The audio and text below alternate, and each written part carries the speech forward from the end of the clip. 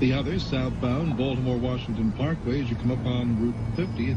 This one's over the... Sur l'axe sud de la voie rapide Baltimore-Washington, la circulation se ralentit à l'approche d'une entrée sécurisée qui disparaît dans la forêt.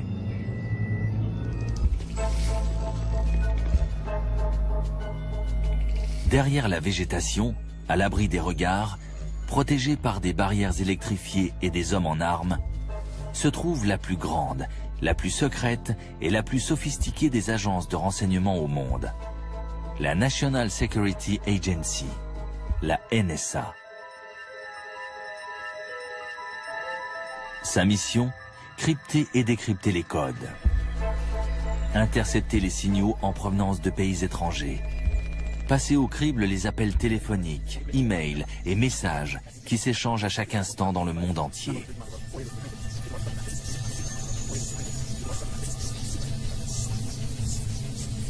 Quotidiennement, ce sont plus de 20 000 personnes qui se rendent sur le site de la NSA, transformée en véritable ville secrète.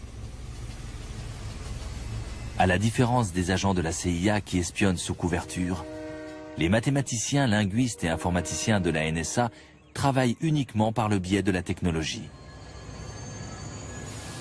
Le journaliste James Bamford a fait de la NSA son sujet de prédilection depuis 25 ans. Dans les milieux autorisés, la NSA était surnommée l'agence qui n'existe pas, ou encore ne dites rien.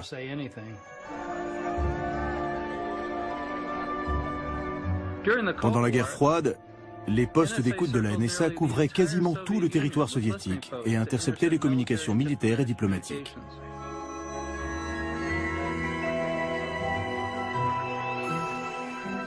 La NSA espionnait même les dirigeants soviétiques lorsqu'ils appelaient le Kremlin depuis leur limousine. Dans son QG de Fort Meade, dans le Maryland, la NSA utilisait des superordinateurs pour décrypter les communications codées. À la chute de l'URSS, un nouvel ennemi est sorti de l'ombre. Un ennemi que la NSA n'avait pas vocation à combattre. Son nom, Al-Qaïda. Eric Esseltine a été directeur des recherches à la NSA pendant 3 ans. Les Russes étaient faciles à trouver et difficiles à éliminer, alors que pour les terroristes, c'est l'inverse. À la différence des Soviétiques, Al-Qaïda est une petite cible constamment en mouvement. Son état-major se trouve dans des camps de montagne isolés et ses soldats communiquent par téléphone cellulaire ou satellite. Au départ, le travail de la NSA consistait à localiser un ennemi connu et statique. Puis il a fallu localiser un ennemi inconnu, en mouvement, et dont on ignorait le mode de communication. La NSA a donc dû s'adapter afin d'affronter un adversaire de plus en plus dangereux. Dans les villes d'Asie et du Moyen-Orient, les membres d'Al-Qaïda utilisent les téléphones publics et les cafés Internet pour organiser leurs actions. Des actions qui vont culminer avec l'attentat du 11 septembre.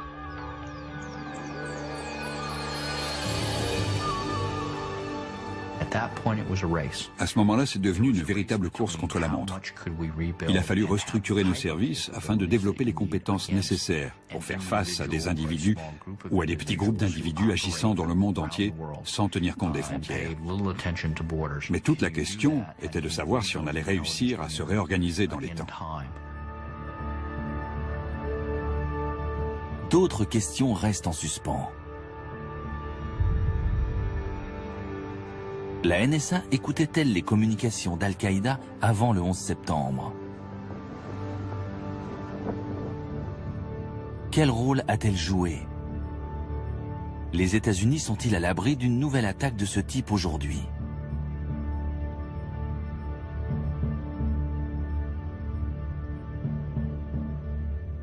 Curieusement, la Commission nationale américaine chargée d'enquêter sur les attentats du 11 septembre s'est plus penchée sur l'action de la CIA ou du FBI que sur celle de la NSA. Mais en mettant bout à bout différents documents non confidentiels, le rôle de la NSA dans la guerre contre le terrorisme apparaît clairement. Au cours de mes recherches, j'ai compulsé des milliers de documents accessibles au public, notamment des comptes rendus des renseignements, les minutes des procès de plusieurs terroristes et surtout une chronologie secrète du FBI concernant les agissements des terroristes du 11 septembre. Et ce qui ressort de tout ça, c'est que le chef d'Al-Qaïda était sur écoute bien avant les attentats.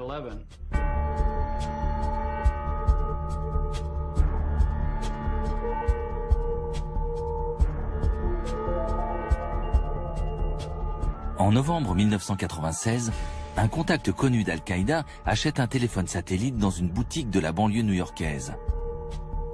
Ce téléphone est pour Oussama Ben Laden. Dès que ce dernier se met à téléphoner d'Afghanistan, les postes d'écoute de la NSA interceptent toutes ces conversations. Michael Scheuer, l'analyste de la CIA responsable de l'unité Alex Station chargée de traquer Ben Laden, est particulièrement intéressé par ces informations. Le téléphone satellite d'Oussama Ben Laden a été une véritable aubaine. Non seulement ça nous a permis de savoir où il se trouvait en Afghanistan, mais également où était établie l'organisation Al-Qaïda à partir des appels qu'il recevait de différentes parties du monde. Ce type d'écoute fait partie du renseignement d'origine électromagnétique, aussi appelé ROEM. Les téléphones satellites émettent un signal capté directement par un engin en orbite au-dessus de l'océan Indien. En passant en revue tous les appels reçus ou émis d'Afghanistan, la NSA identifie rapidement le numéro de téléphone de Ben Laden. 873 682 505 331. Une fois en possession de cette information, l'agence écoute tous les appels qu'il passe grâce à une énorme parabole située dans l'espace et écoute tout ce qu'il reçoit grâce à une antenne parabolique au sol. Dans le domaine du renseignement, le ROEM fait partie des techniques les plus intéressantes, puisqu'il s'agit d'intercepter les signaux qui sont dans l'air.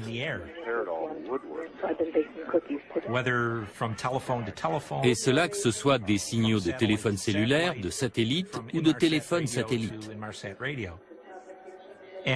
La NSA intercepte toutes ces données grâce à différents moyens électroniques. Mais ça reste des signaux, tant qu'il n'y a pas quelqu'un au bout pour les analyser. Les analystes vont déterminer quels sont les numéros appelés par Ben Laden et à quelle fréquence. Ils s'aperçoivent alors que la majorité des appels qu'ils passent depuis l'Afghanistan sont pour une résidence située au Yémen, à 3000 km de là.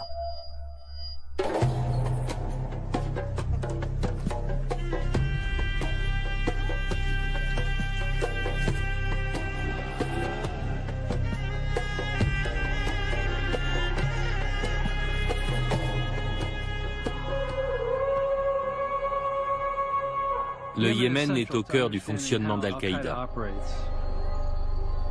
C'est là-bas qu'est né et qu'a grandi le père d'Oussama Ben Laden.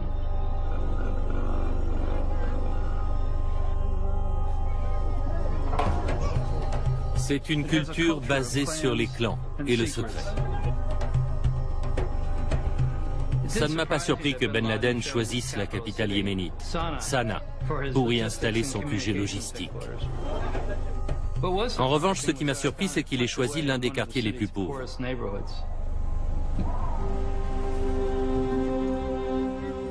Son QG était situé dans une petite maison banale. La CIA a découvert que c'était la résidence de l'un des bras droits de Ben Laden.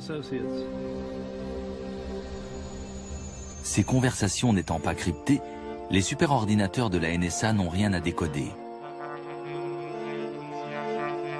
Les transcripteurs et linguistes de l'agence peuvent donc intervenir pour traduire, mettre par écrit et résumer le contenu de ces appels. Ces résumés sont ensuite transmis à la CIA. Mais les analystes de l'unité Alex Station vont plus loin. Ils sont convaincus que ce n'est qu'en étudiant soigneusement chaque mot qu'ils pourront comprendre les intentions de Ben Laden. À force de lire ces conversations, on s'est aperçu qu'un terme comme bouteille de lait, par exemple, ne voulait pas forcément dire bouteille de lait. Et on a fini par comprendre de quoi il était véritablement question.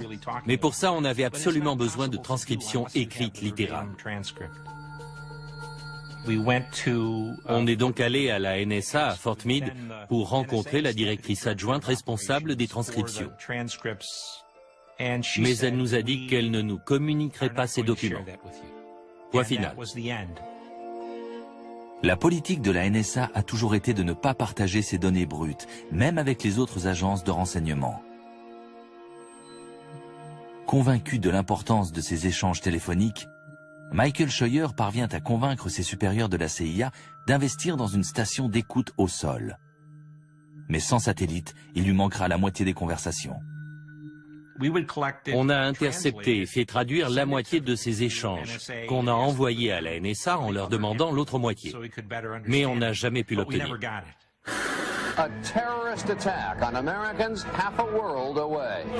Le 7 août 1998, Al-Qaïda fait sauter 2 ambassades américaines en Afrique de l'Est. Bien que la NSA et la CIA aient placé le réseau terroriste sur écoute, elles seront incapables de déjouer ces 2 attentats à la voiture piégée. En fait, on a eu plusieurs rapports de nos agents sur place nous signalant qu'une opération d'Al-Qaïda se préparait quelque part sur les côtes d'Afrique de l'Est. Mais on n'a jamais réussi à savoir où exactement. Les ambassades étant théoriquement un territoire américain, le FBI est dépêché sur place et découvre l'existence du QG yéménite de Ben Laden. J'ai appris l'existence de ce centre de communication au Yémen en allant à Nairobi après l'attentat contre l'ambassade américaine. Cette maison servait de relais aux membres du réseau sur place. Ils appelaient et les informations étaient ensuite transmises à Ben Laden qui donnait ses instructions. Pour localiser le chef terroriste, les Américains n'ont que 3 solutions. Les satellites de reconnaissance, les espions sur le terrain ou les écoutes téléphoniques, le domaine de prédilection de la NSA. Des individus qui se cachent dans une grotte quelque part constituent des cibles minuscules, comparées à une division armée ou à un complexe de missiles. Donc les satellites de reconnaissance n'étaient pas d'une grande utilité. Les espions sur le terrain non plus, car les membres d'un réseau terroriste ont souvent des liens de parenté. Donc il est difficile d'obtenir des informations sur eux. C'est là que la NSA a compris le rôle qu'elle pouvait jouer dans la guerre contre le terrorisme.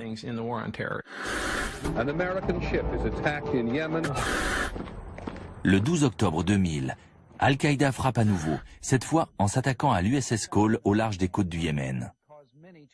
Yemen's Port Authority had been penetrated. Immediately suspect Osama bin Laden. Une fois de plus, les services de renseignement américains n'ont rien vu venir. Frank Blanco, le directeur de la NSA à l'époque, déclarera que son agence en était encore à gérer les déplacements des terroristes avec des technologies issues de la guerre froide.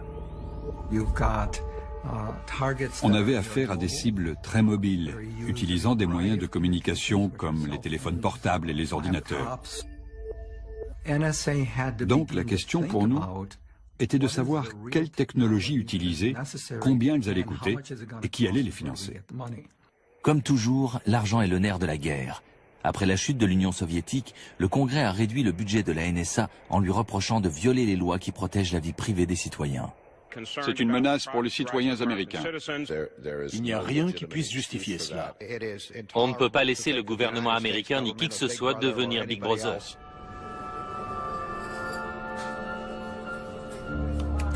Les activités d'espionnage sont interdites sur le sol américain, sauf autorisation d'une cour spéciale, en vertu du Foreign Intelligence Surveillance Act. J'ai interviewé le général Hayden, le responsable de la NSA, et à ma grande surprise, il m'a appris qu'il y avait moins de 5 personnes sur écoute aux États-Unis à ce moment-là, contrairement à l'image véhiculée par Hollywood dans des films comme Ennemi d'État. The National Security Agency conducts worldwide surveillance, fax, phones, satellite communication. The only ones in the country, including the military, could possibly have anything like this.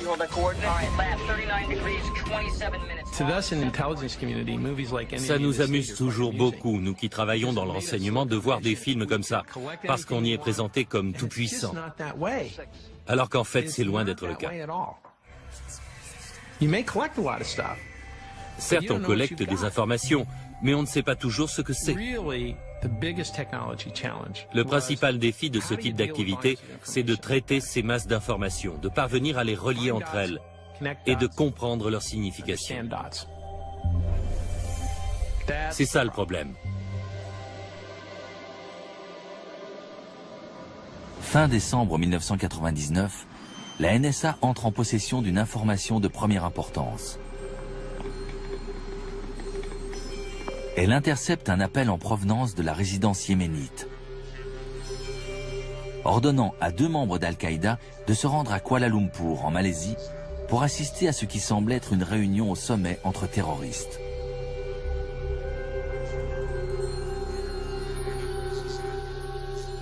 Les 2 membres d'Al-Qaïda sont Khalid Al-Mihdhar et Nawaf Al-Azmi. C'est cet appel téléphonique qui mettra en branle les événements du 11 septembre.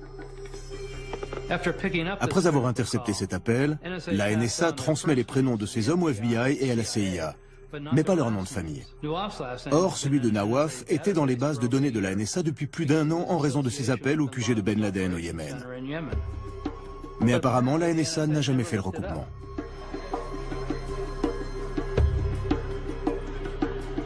La CIA trouve le nom de Khalid Al-Mihdhar dans sa base de données et demande aux agents de sécurité d'un checkpoint de Dubaï de faire une copie de son passeport. Lorsque les analystes de la CIA la reçoivent, ils sont étonnés d'y découvrir un visa en bonne et due forme pour les États-Unis. L'unité Alex Station de la CIA doit alors collaborer avec 2 agents du FBI, Doug Miller et Mark Rossini. Dès que les terroristes sont arrivés à Kuala Lumpur, la CIA a demandé aux services secrets malaisiens de les surveiller et d'en apprendre le maximum sur eux. Ils ont été suivis et photographiés. À ce moment-là, on savait que l'un des 2 avait un visa pour les États-Unis. Redoutant qu'un terroriste d'Al-Qaïda n'entre aux États-Unis, les 2 agents du FBI s'apprêtent à prévenir leur agence. Mais un responsable de la CIA s'y oppose. Comme j'étais l'agent avec le plus d'ancienneté, je suis allé voir la personne qui chapeautait les écoutes du QG yéménite et je lui ai dit « Mais qu'est-ce que vous faites ? Il faut prévenir le FBI. Ces hommes sont clairement dangereux et l'un d'entre eux a un visa à entrée multiple pour les États-Unis. Il faut prévenir le FBI. » Elle m'a répondu « Non, cette affaire n'est pas du ressort du FBI, ce n'est pas sa juridiction. » Donc je suis allé voir Doug et je lui ai dit « Mais qu'est-ce qu'on peut faire ?» Si j'avais décroché le téléphone pour appeler le FBI, j'aurais enfreint le règlement et j'aurais immédiatement été mis à pied. On m'aurait retiré mes accréditations et j'aurais dû partir. Le plus étonnant dans toute cette histoire, c'est que la CIA avait des agents du FBI qui travaillaient dans leur unité surveillant Ben Laden. Mais lorsque ces agents ont découvert qu'au moins un des terroristes avait un visa pour les États-Unis, la CIA ne les a pas laissés prévenir le FBI qu'ils risquaient d'entrer dans le pays. Or, seul le FBI était en mesure de donner l'alerte et d'empêcher ces 2 hommes de mettre les pieds aux États-Unis. «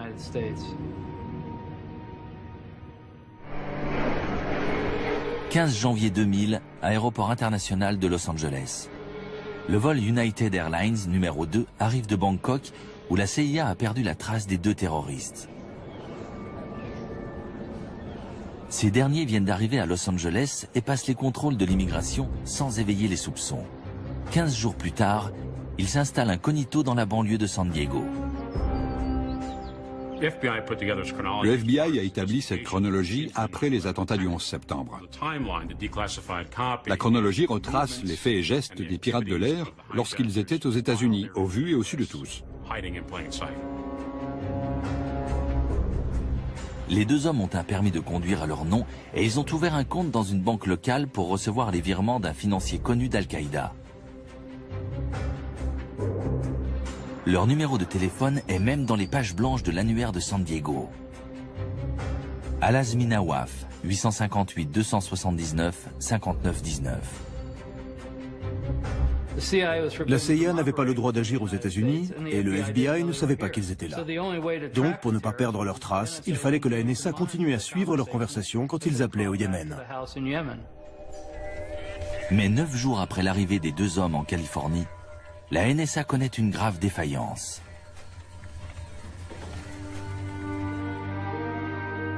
Le 24 janvier 2000, j'ai reçu un coup de fil qui disait « On a un problème ».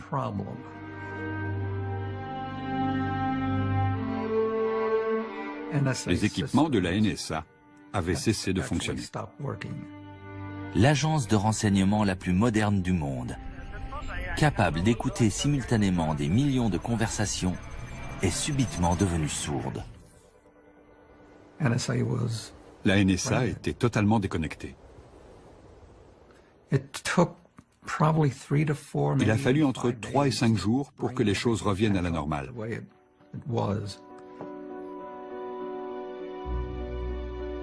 On ne saura jamais si la NSA a manqué des conversations entre terroristes durant ces 5 jours.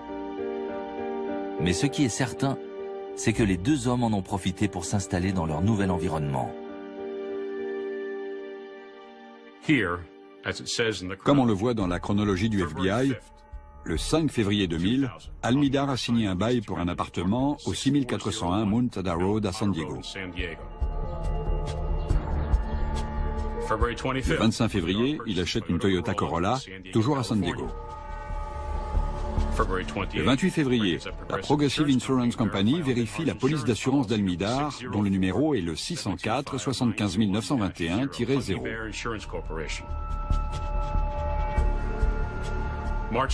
Le 20 mars, depuis son téléphone fixe, Nawaf al-Azmi passe un coup de fil de 16 minutes au Yémen. Il s'agit de l'un des nombreux appels passés depuis San Diego au QG communication de Ben Laden que la NSA a placé sur écoute depuis plus de 3 ans. Mais la NSA ne transmettra pas cette information aux autres agences de renseignement. Eleanor Hill a été chargée par le Congrès d'enquêter sur le rôle de la NSA lors des attentats du 11 septembre. On a été très surpris d'apprendre qu'ils détenaient cette information. S'il y a bien une chose que les agences de renseignement doivent savoir, c'est s'il y a des contacts entre des terroristes aux États-Unis et des terroristes à l'étranger. Or, ces informations n'ont pas été transmises.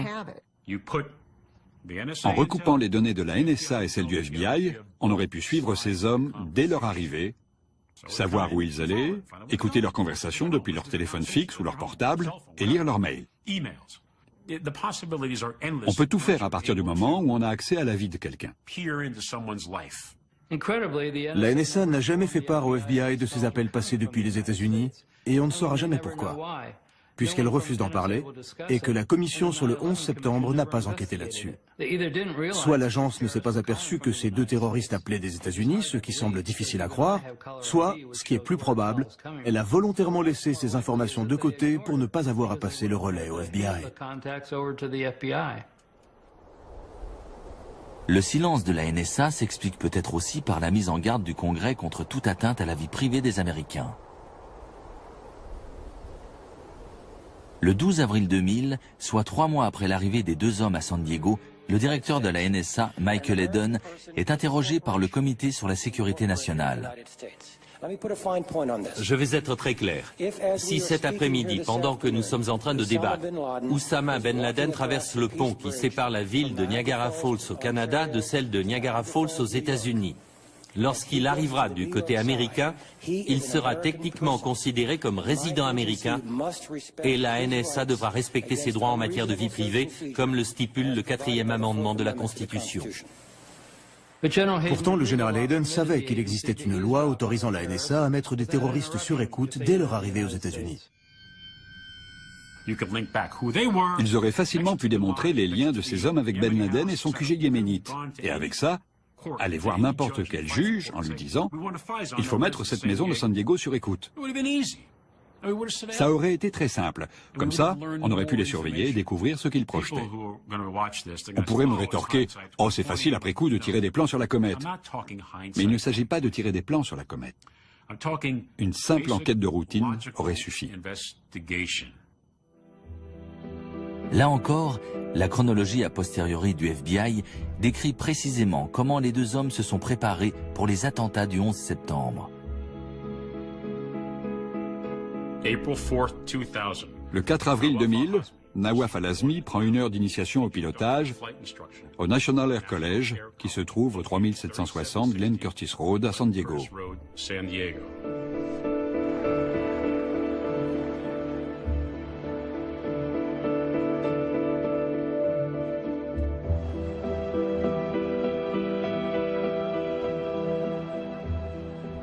Le 4 mai, Khalid Al-Mihdhar paie par carte bancaire 2 kits de pilotage Jebsen.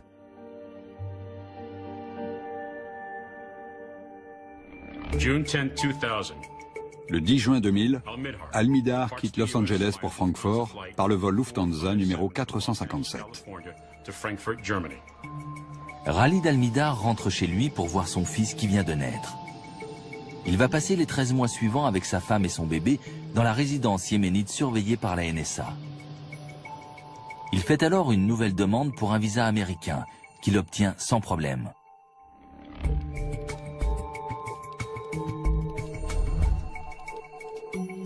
Le 8 décembre 2000, Hani Hanjour, l'un des autres terroristes du 11 septembre, arrive à San Diego. 3 jours plus tard, il rejoint Nawaf Al-Azmi, et tous deux partent pour le New Jersey où les attendent tous les autres pirates de l'air. La chronologie du FBI détaille leur périple de 5 mois. Le 1er mars 2001, Hanjour suit une formation de 8 heures sur un simulateur de vol chez JetTech. Le 1er avril, Nawaf Al-Azmi est verbalisé par la police de la route de l'Oklahoma pour excès de vitesse et non port de la ceinture de sécurité. Le 1er mai, Al-Azmi porte plainte dans un commissariat du comté de Fairfax, en Virginie, pour agression par un inconnu de race noire.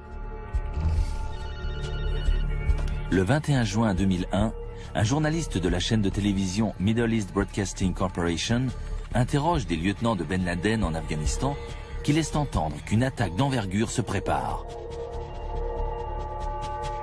Les forces américaines au Moyen-Orient sont alors placées en état d'alerte.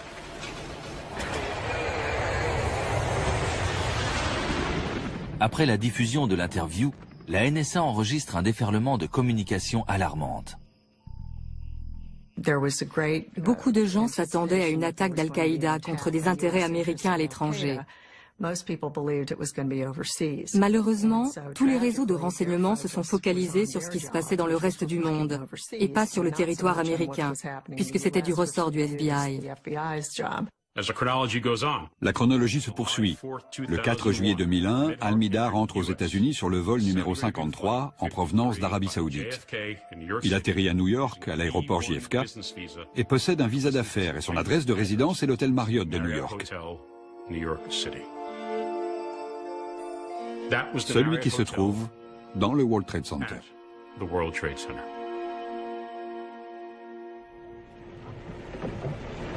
Afin de finaliser leur attaque, Al-Azmi, Al-Mihdhar et Hanjour prennent l'autoroute en direction du sud. Ils évitent les grandes agglomérations et les chaînes d'hôtels possédant des systèmes de réservation informatisés pour se diriger vers la petite ville de Laurel dans le Maryland. Là, ils prennent des chambres au motel Valencia, un établissement bon marché. Ils connaissent désormais leur cible, le Pentagone. Tout au long de leur périple, que ce soit à San Diego, dans le New Jersey ou à Laurel, dans le Maryland, ils communiquaient régulièrement avec le QG de Ben Laden au Yémen.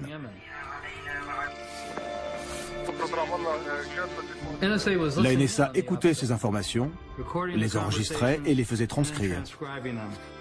Mais elle n'a jamais prévenu les autres agences que des terroristes étaient aux États-Unis et qu'ils se déplaçaient dans le pays en direction de Washington.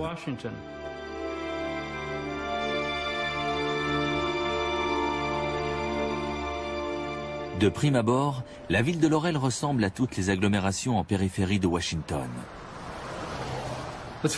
La différence, c'est que cette ville est juste à côté du site de la NSA. Tandis que l'agence capte une avalanche de messages annonçant une attaque imminente de Ben Laden, ces terroristes se sont installés aux portes mêmes de la NSA.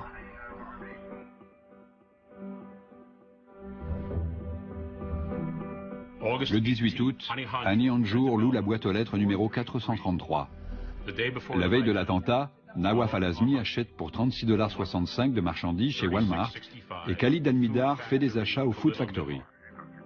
Le 6 septembre 2001, Nawaf Al-Azmi, Khalid Al-Mihdhar et Annie Anjour se rendent à la salle de sport Gold Gym à Greenbelt. Les pirates de l'air se sont parfaitement fondus dans la population. Pour le détournement, ils ont acheté leurs armes improvisées dans un magasin qui se trouvait à 2 pas de la NSA. Et ils n'ont éveillé l'attention de personne.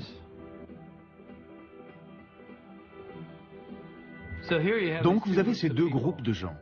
D'un côté, les terroristes qui préparent le plus gros attentat de toute l'histoire américaine. Et de l'autre, la NSA, qui écoute leurs conversations depuis des années.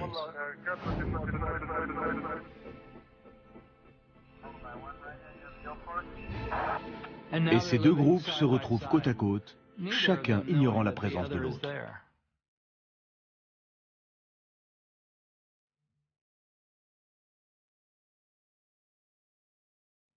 Le pire, c'est que si le général Hayden avait regardé depuis sa fenêtre du 8e étage en direction de Laurel, il aurait presque pu voir le motel où s'étaient installés les terroristes à 3 km de là.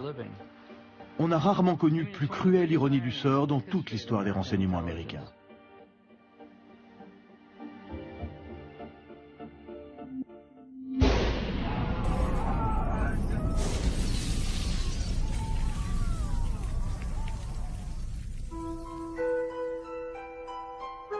Le jour de l'attentat, la plupart des employés de la NSA reçoivent l'ordre d'évacuer le QG de Fort Meade. De peur que le site ne soit pris pour cible, les quelques personnes encore dans les locaux quittent leurs bureaux dans les étages pour se réfugier au rez-de-chaussée. D'autres clouent des rideaux noirs à leurs fenêtres. Aucun des employés de l'agence ne semble au courant de ce que la NSA et la CIA ont découvert. Si on avait pris la mesure de ce qui se préparait, si on avait fait des recoupements et transmis ces informations à temps aux services concernés, les choses se seraient terminées autrement. Je n'arrive pas à m'expliquer pourquoi je n'ai pas enfreint le règlement et que je n'ai pas décroché mon téléphone pour prévenir que des terroristes ou des hommes dangereux étaient aux États-Unis. Je ne sais pas si j'arriverai à être au clair un jour avec ça. Je ne sais vraiment pas.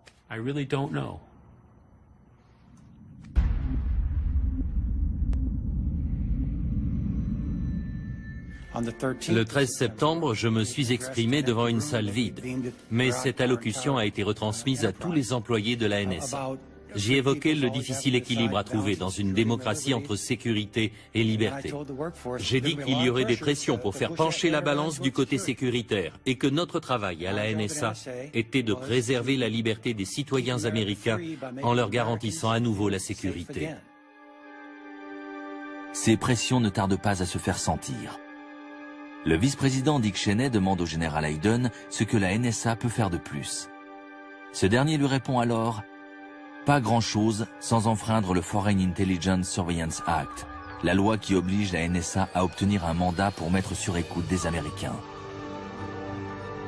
3 semaines après les attentats, George Bush décide de passer secrètement outre cette loi en publiant un décret. Dorénavant, la NSA n'aura plus à demander de mandat à un juge pour pouvoir procéder à des écoutes aux États-Unis. La réponse aux événements du 11 septembre aura donc pris la forme d'une carte blanche pour espionner n'importe qui, n'importe où. L'autre réaction au 11 septembre a été la prise de mesures très strictes. Il fallait agir de façon à ce qu'une attaque de ce type ne puisse plus se reproduire. Mais pour que ces nouvelles mesures portent leurs fruits, la NSA doit entrer de plein pied dans l'ère des communications modernes.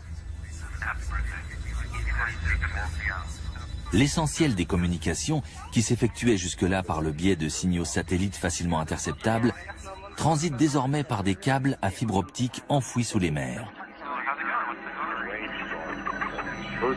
Pour mieux comprendre le défi auquel est confrontée la NSA, nous avons suivi le trajet d'un email à travers la planète. James Bamford est à Kuala Lumpur pour effectuer des recherches sur le réseau de communication d'Al-Qaïda.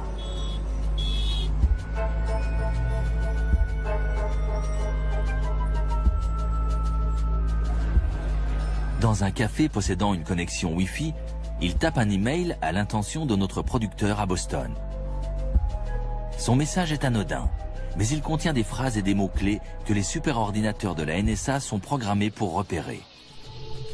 Comme par exemple, faire sauter la Maison Blanche, détruire le Capitole ou guerre biologique.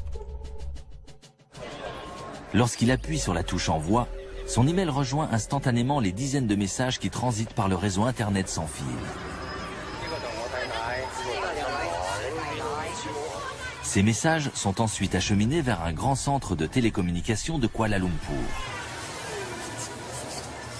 Là, les données analogiques sont converties en signaux numériques qui sont envoyés sous forme d'impulsions lumineuses dans un câble à fibre optique s'enfonçant dans la mer de Chine méridionale au large des côtes de Malaisie. En chemin, l'email de James Bamford se mélange à des milliers d'appels téléphoniques, d'emails et de fax en provenance de centaines de villes asiatiques.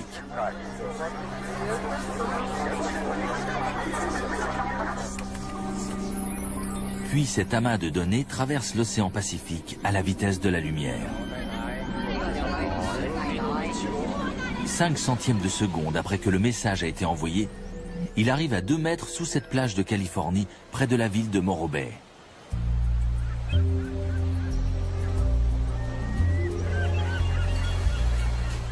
C'est ici, sous les pattes des mouettes et les pieds des surfeurs, qu'arrivent les communications en provenance d'Asie.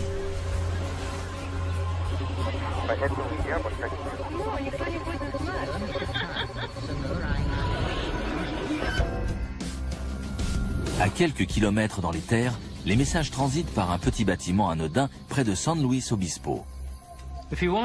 Si vous voulez espionner les communications internationales, San Luis Obispo est l'endroit idéal.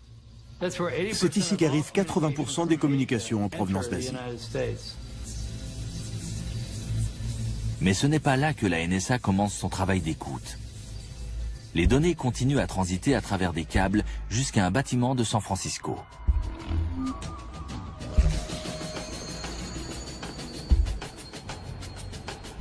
Ce bâtiment, situé au 611 Folsom Street, est un centre de communication de AT&T, le principal opérateur américain de téléphonie. Toutes les communications internationales arrivent au 7e étage où s'effectue une opération cruciale. C'est également par le 7e étage que transitent les communications nationales. Une cacophonie de millions d'échanges fait de larmes et de cris de joie, d'espoir et de rêves, d'emails, de fax, de relevés bancaires, de réservations d'hôtels, de poèmes d'amour et d'avis de décès, émanant de personnes se trouvant aux États-Unis. Leur seul point commun, leur caractère privé.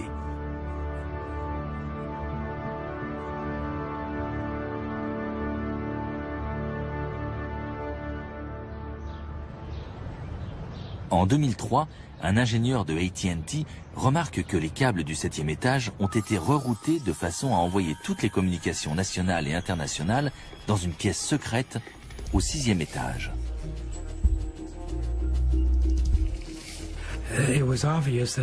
C'était clairement une installation de la NSA.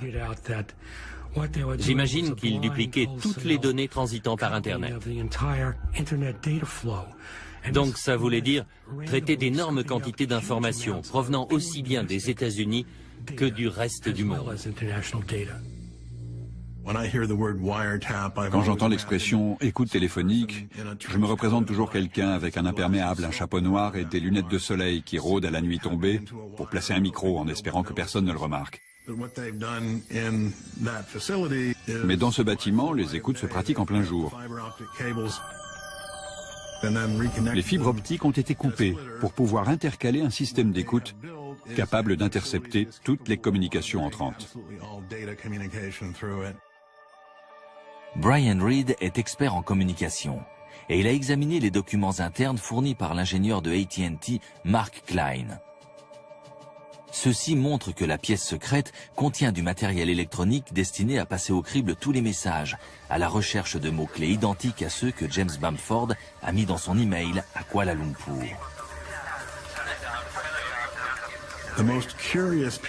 Le système le plus atypique dans cette pièce, c'est un appareil permettant de rechercher en temps réel tous les messages contenant un mot donné, comme par exemple colibri, ou bien tous les messages envoyés dans la ville de Mobile, en Alabama, ou encore tous les messages contenant le mot colibri envoyés dans la ville de Mobile, en Alabama.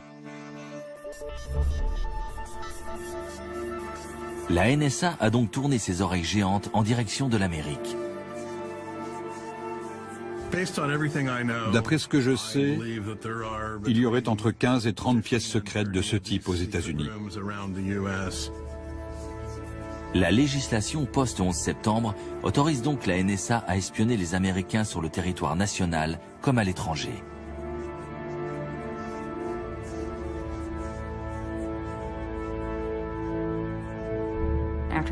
Après les attentats, on a été équipé d'un nouveau système qui interceptait les communications des téléphones satellites en Irak, en Afghanistan et dans les zones alentours.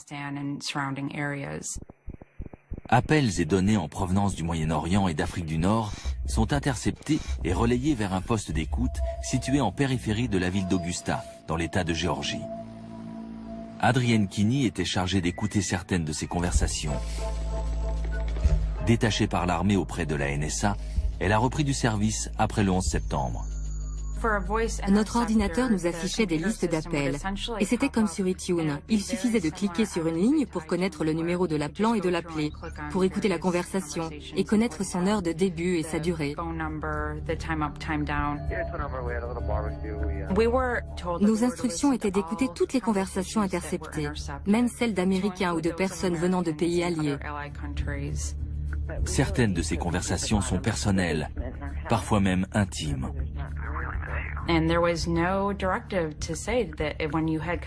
n'avait pas de consigne nous disant de détruire ce genre de conversation, mais c'était ce qu'on faisait quand j'étais en activité là-bas entre 1994 et 1998.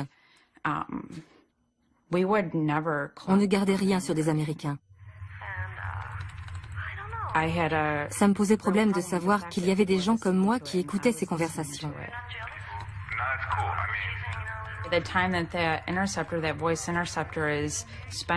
Le temps qu'on passait à écouter ces conversations aux États-Unis, c'était autant de temps qu'on ne passait pas à écouter des conversations en rapport avec des organisations terroristes. En interceptant les données en provenance des fibres optiques et des satellites, la NSA se retrouve à devoir gérer un flot d'informations sans précédent. Selon une étude du Congrès datant de 2008, certaines sources de renseignements croissent au rythme de 4 pétabits par mois, soit 4 millions de milliards de bits, l'équivalent de 12 armoires d'informations nouvelles par an sur chaque citoyen américain. Mais comment traiter tout cela ? Aujourd'hui, ce sont les ordinateurs qui gèrent toutes ces données, mais ils ne nous disent pas ce qu'elles signifient. C'est pourquoi il y a des études en cours pour associer les capacités des ordinateurs à celles des humains. Des algorithmes peuvent aider à extraire les informations importantes en fonction de leur contexte. Robert Popp mène des recherches avancées sur ce type d'algorithme appelés des classifieurs. Disons que vous voulez mettre au point un classifieur pour Al-Qaïda, le concept Al-Qaïda. Donc, vous allez rechercher tous les documents, que ce soit des mails ou des données sur Internet, qui vont vous sembler être en rapport avec ce concept d'Al-Qaïda. À l'avenir, si on parvient à affiner ces classifieurs et qu'on leur associe une puissance informatique suffisante, ils pourront permettre de réduire la quantité d'informations que les analystes auront à examiner. La prochaine étape, ce sera peut-être de pouvoir demander à l'ordinateur « Est-ce qu'il y a des associations bizarres que je n'ai pas spécifiées, mais qui pourraient constituer une menace pour notre pays ?» La plupart des spécialistes s'accordent à dire que ce type d'algorithme ne sera pas au point avant plusieurs décennies et qu'il ne concernera que les documents écrits. Pour ce qui est de l'oral, la technologie n'est pas d'une grande utilité. Les conversations requièrent toujours des opérateurs humains pour les écouter.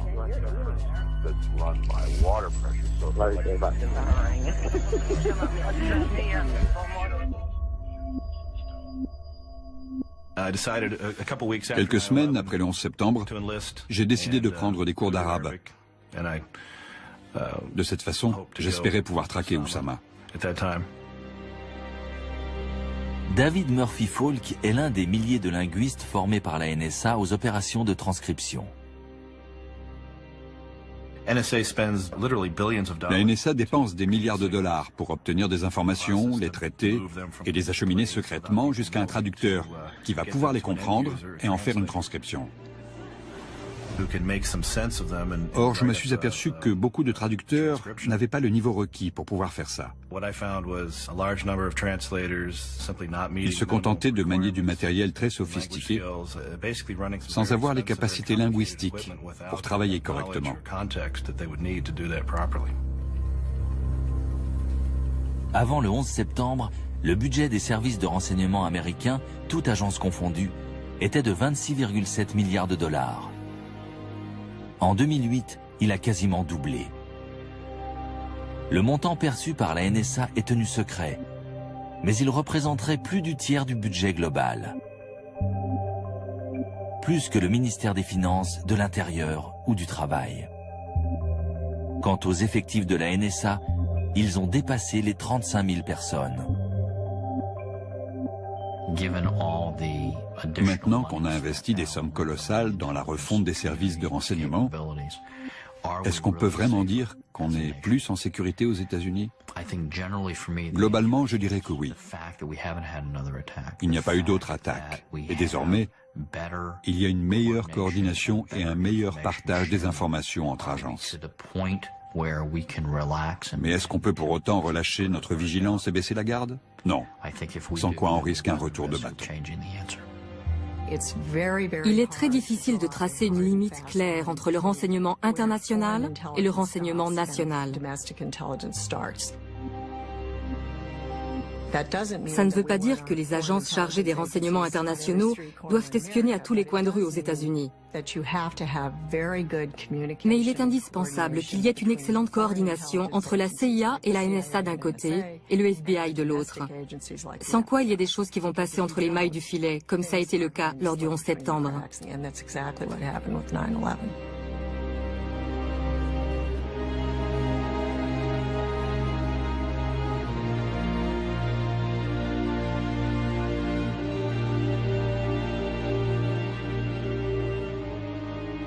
Le problème quand on enquête sur un sujet pareil, c'est qu'on avance à l'aveuglette. De l'extérieur, on ne peut jamais vraiment savoir ce qui se passe à l'intérieur. En l'absence d'enquête officielle, certaines questions resteront sans réponse, comme par exemple, pourquoi la NSA n'a-t-elle pas réagi pour empêcher les attentats du 11 septembre? Pourquoi n'a-t-elle pas transmis ces informations à la CIA et au FBI qui auraient pu peut-être empêcher les attentats? Pour ce qui est de savoir si nous sommes plus en sécurité aujourd'hui, on aurait déjà dû être en sécurité, puisque la NSA possédait toutes les informations pour arrêter les pirates de l'air, et qu'il existait déjà une législation lui permettant de les traquer. Donc aujourd'hui, avec les nouvelles lois, avec tous les investissements réalisés et toutes les informations qu'elle possède, est-ce que la NSA va pouvoir mieux travailler, ou au contraire, est-ce qu'elle va être débordée par ce flot de données? Quelle est la bonne quantité d'informations? Est-ce que trop d'informations ne vont pas rendre le monde encore plus dangereux?